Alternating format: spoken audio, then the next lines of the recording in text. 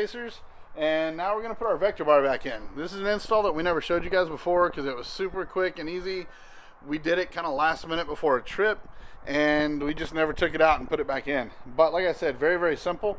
So that's what we're going to be doing today. So you guys, we're going to hop in the Jeep. But before we do that, make sure that you, if you haven't already, like, share, subscribe, comment, all that fun stuff.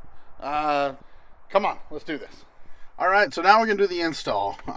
Super, super hard. You need a ton of tools for this. Totally kidding. You're going to need a 4mm, this really close anyways, 4mm Allen head for these posts here. The top is an Allen bolt. That's what's going to hold the dash bar onto the post. I'll show you how to put the posts on in a second. You're also going to need a 7mm socket. If you pull out this piece here, once you pulled that out, there is a small little bolt down in there, right in the center. And take that out. It's really easy to get out. Not very tight at all. I say that and then I can't undo it with my fingers. Alright, so you pull this screw out. You want to hold on to this because you will be reusing it once you put the bar down in there. Vector does make a little plate that can go down in there as a spacer to go between the base of this and the bar itself. I've never gotten one. I didn't notice any need for it, so I just didn't bother with it. Like I said, hold on to that screw. You're going to need that. So next, what we're going to do for these posts, let's stick them in here for a second. I'm going to use a flathead screwdriver, and there are two spots on the dash up here where there's a little piece that goes in.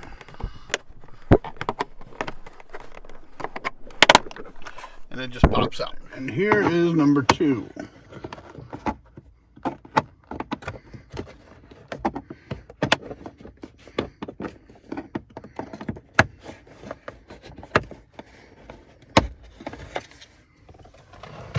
Alright, those popped out super, super easy, right? I feel like I might have left a piece of foam down in there. Probably did. Alright, so now, did you film down inside the hole there? Yes, I did. Okay, that's what I'm asking. Did you see the screw that was sticking up in there? Yes. There's a bolt that's sticking up. This is made to go directly over that. So if I put this down in there, I can't see, obviously.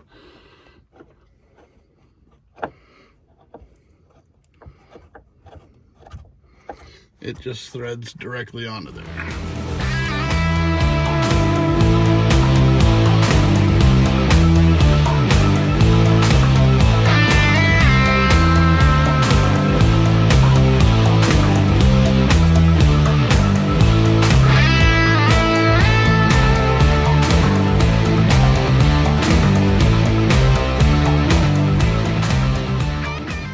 Snugged up and tight.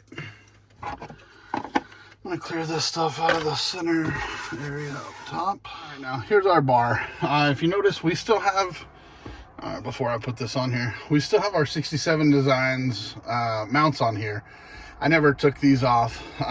We have one here that was being used for the iPad, one over here being used for Providence's phone. This one we had absolutely nothing on. And then we've got my phone over here.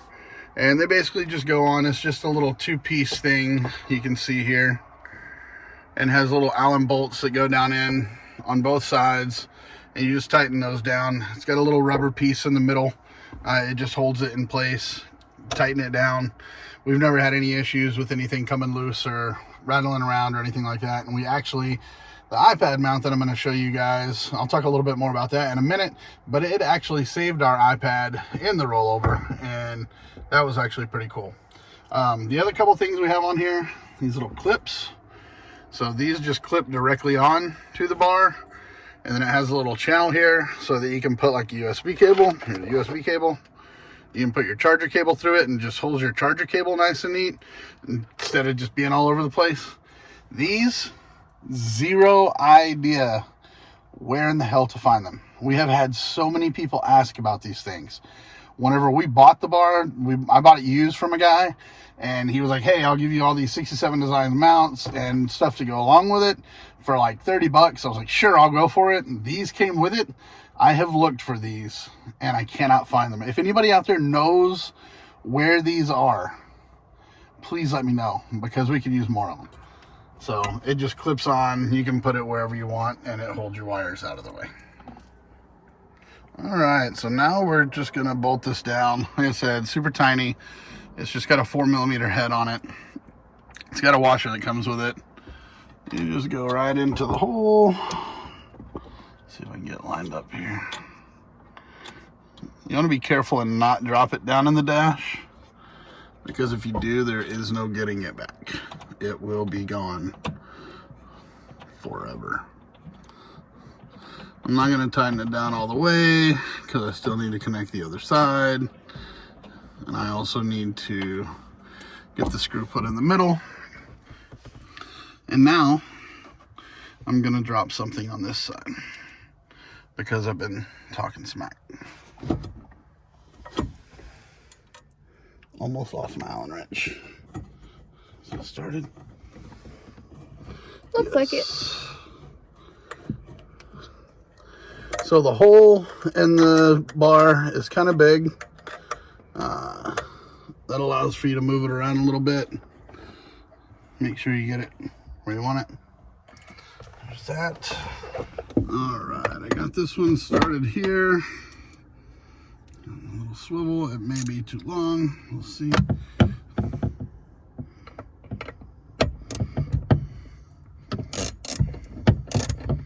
I need a little stubby for this, but I don't have one. So instead, I'm just gonna bash on our already cracked windshield here.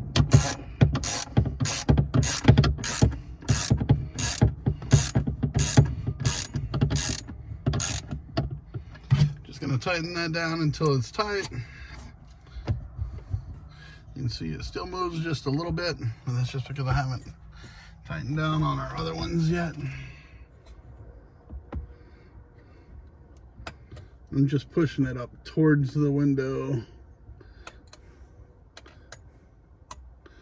That way it can be centered in the hole a little bit better.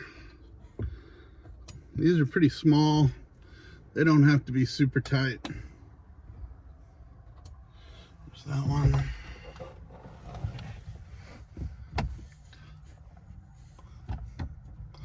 one's already pushed up pretty well. Can you push on that a little bit for me?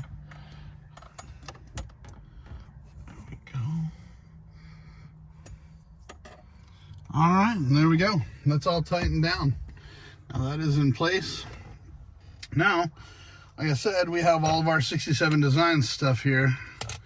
So this is one of the carbon fiber arms. It's just the, I believe it is the mid-length carbon fiber.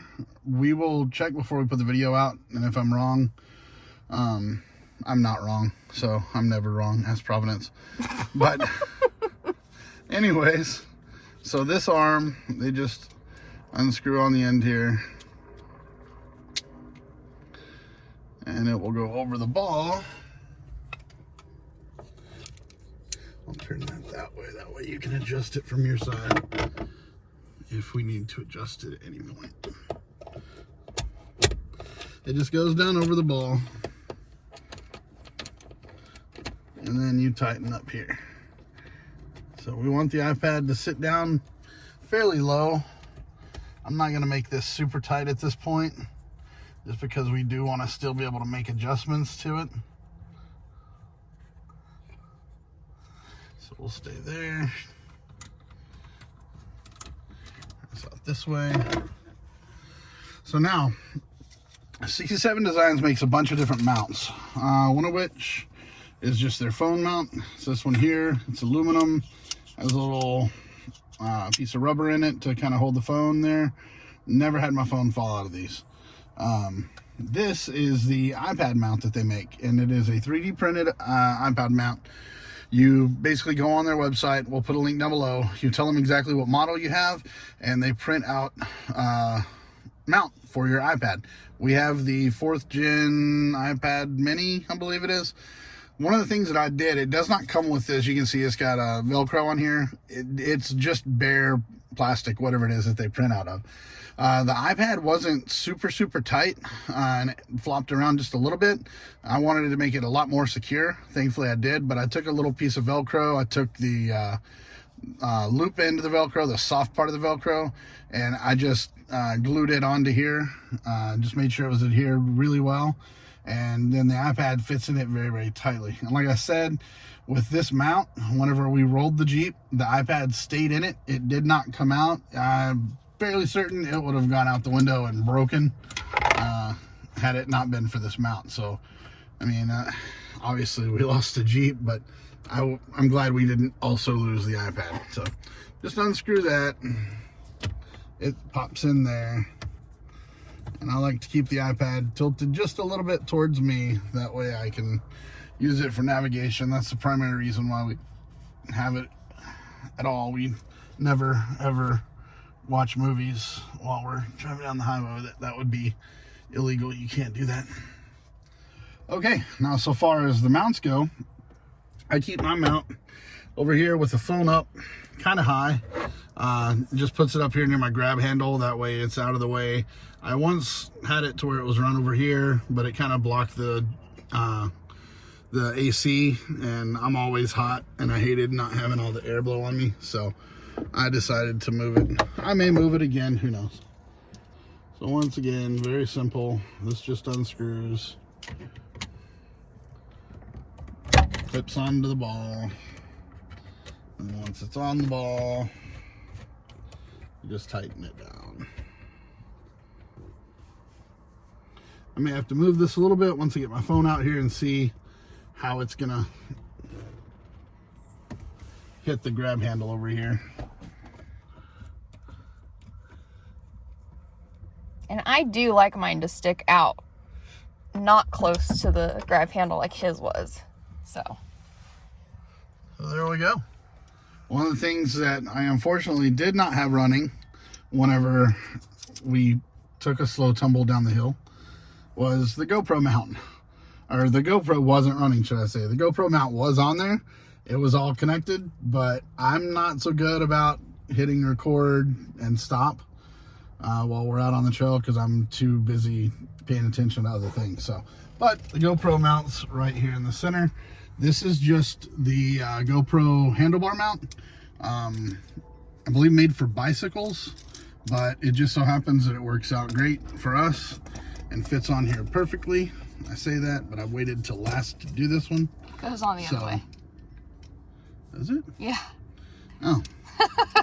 Well, I'm an idiot. It goes on here perfectly. I know completely and totally what I'm doing. I should have probably done this before we put the bar on. Yeah, this is going to be a pain. Let me take the GoPro mount itself off. This thing is usually really hard to get off as well because it gets all caked with dust and dirt, and it gets grimy and nasty. Thus is the life of wheelers. Yeah, I shouldn't tighten this down yet. But hey, we can force it. There we go. This is kind of a pain in the butt. Alright. Should be just about done now. And I don't really care so much about it sitting level or sitting flush, just because the iPad mount, or not the iPad mount, the GoPro mount itself does have the swivel on it, so it allows you to move the camera back and forth. All I care about is that it does sit tight on the bar itself. That way it doesn't rotate at all. But as you can see there, it sits nice and tight. So now, if we imagine that the GoPro is in here. Other way. No, not the other way. Just the other way. This mounts, no. No, because then the GoPro would be facing at me if I do it this way. I don't want to record myself. I hate the way my face looks. So then how do you open it? I'm an idiot.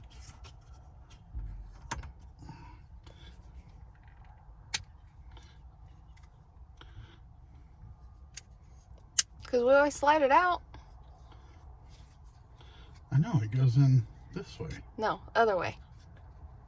No. Yes, that way. Why this way? Because we open it and it comes out the back right here. This is why you're in charge of recording everything and not me. I don't know how these things work. Why are you making me do this? Okay, so like I said, this thing just slides right in here. You got the little rubber piece, it clips down. And then like I said, so far as being able to adjust the GoPro, I just did this. What? There we go. Is being able to adjust the GoPro, then this allows you to swivel back and forth so you can make sure that you're level. And we just And leave then, this like I on. said, We don't have to take it out because we can open it Yeah, and take the GoPro out of it. we could before. Now I don't know that I can. So if you loosen this and then just roll the camera back,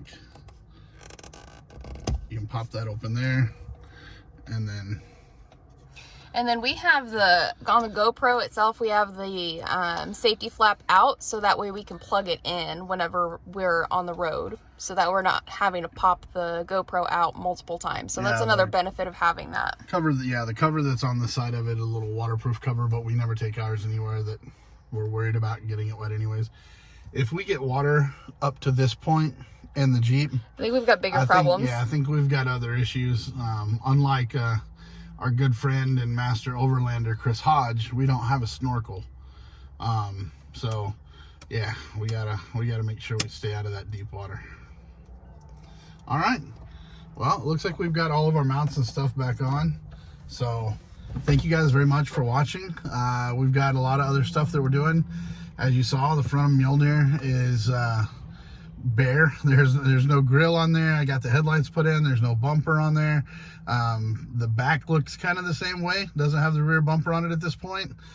Still don't have fenders on it. We've got another surprise lined up. We got to go back to Tribe and get some more work done. Adam will be coming up there to see, well, Providence will be coming up there to see you. I'll probably be working as usual.